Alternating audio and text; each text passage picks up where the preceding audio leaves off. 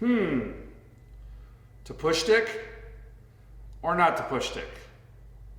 That is the question.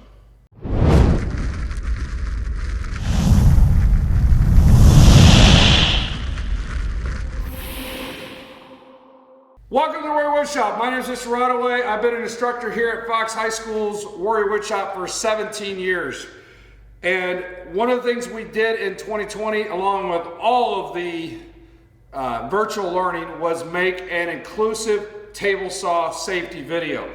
Now, here it is, 2024, most people don't want to sit through a 30-minute how to use a table saw video. But if you do, you just bought your own, it's the first time you're going to use one, check out the link on that video. If I can get a card up here at the top, I'll do that. It goes over from parts to stance to operation to what causes kickback, everything you need to know. But one of the most debated questions is whether or not you use a push stick. So I'm going to focus this shorter version on either using a push stick or not when to use a push stick. So let's do a little time warp back to 2020 when we made that part of the video. I'll see you at the end. So now that we got the blade height set and we've got our fence set, when you lock it, make sure you don't need a romp on it, but you want to make sure it's where it's supposed to be. We got to talk about the danger zone. Obviously the guard is going to give you a visual. Margin of safety is what we call it in class. This red zone, we set the table insert. That gives you a couple inches on each side, but our rule is 3 inches. The problem is when we're cutting, that red zone disappears because the board's hiding all of it. So what I like to tell the kids is use these miter tracks because they're about 4 inches on most sides. Some are 3, but most are about 4 inches away. So that gives you a visual kind of place. So that's for most cuts. So what happens when you get too close? So you mean a cut like this? Yes. That's where the manufacturer sends these handy dandy little things called a push stick. What's your opinion? Right away, I would never use that or that. I mean, I got a good deal on that at the woodworking show. I'm an intermediate woodworker. I'm not an expert, but I will tell you, I have these at my own home shop. You get much more control over the board, and personally, I just feel safer with it. Here, you just try to push the board forward. Now, what if I lift it here? Oh, Do you have any way to stop it? No. Okay, let's try that again with that one.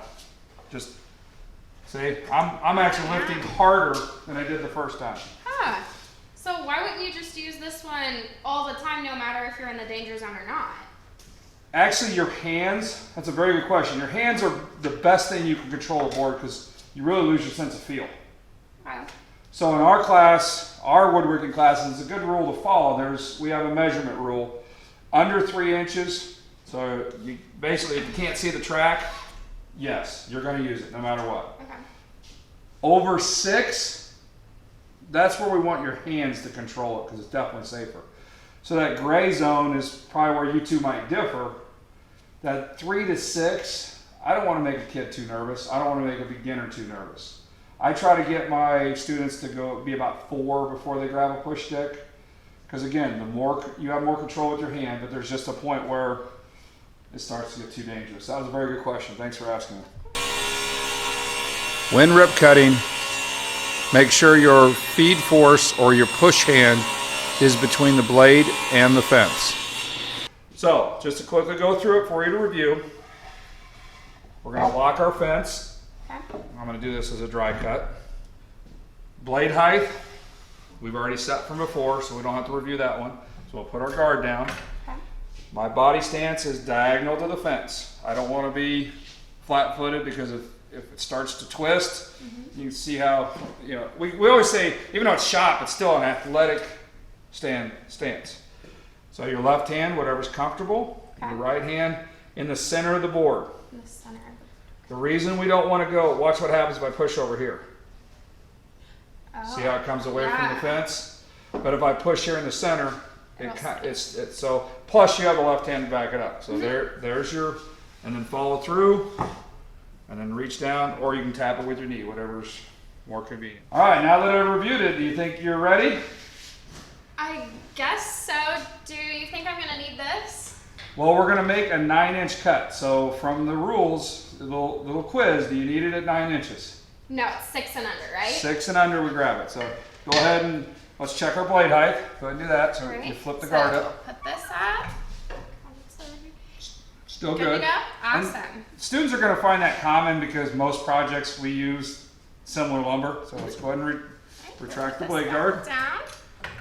Okay, go ahead and set the fence to 9. All right, so we'll bring it over. The red line's on 9. Okay. Okay, so then my stance, I want to be angled, and then we'll flip this. Thumb over the edge. There you go. Thumb over the edge. Stand up here. Here. I will have my hand up here, but that's just in case. All right.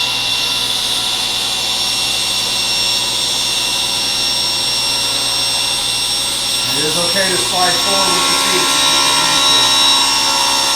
So far, so good. Everything's going real well.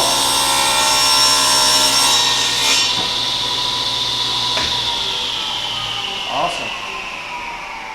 I did this off camera, and you did it real well. I reminded you off camera. Why didn't you lift up your left hand? Oh, because you need to stabilize yourself. So then that way, if you lose your footing, then you're not going to fall into the table saw. Yeah, we went over that one off camera, so that was a good unexpected quiz there. Awesome job. Love it. Thank you. Coach, you think you can handle a push stick cut for me? I believe I can. So let's set this to, let's go 2.5. Get out of the way. 2.5. When I do it, I make sure my stop is right there. Sometimes this gets a little, Oh, thank you. kids sit there and say they can't use the guard in this type of cut. There is plenty of room. Plenty of room. To get that push stick through there. And for me, it just feels way more secure.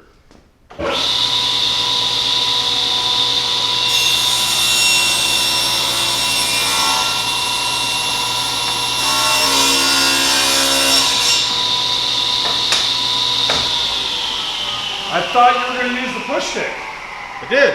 Not the whole time. Don't need it the whole time. What do we- Only when I wouldn't want to use the push stick with the board all the way back here. I'm going to get that. So I only need to use the push stick when I get into about 6 inches or so. And that just reiterates the rule of you have more control with your hand, use it as much as you can.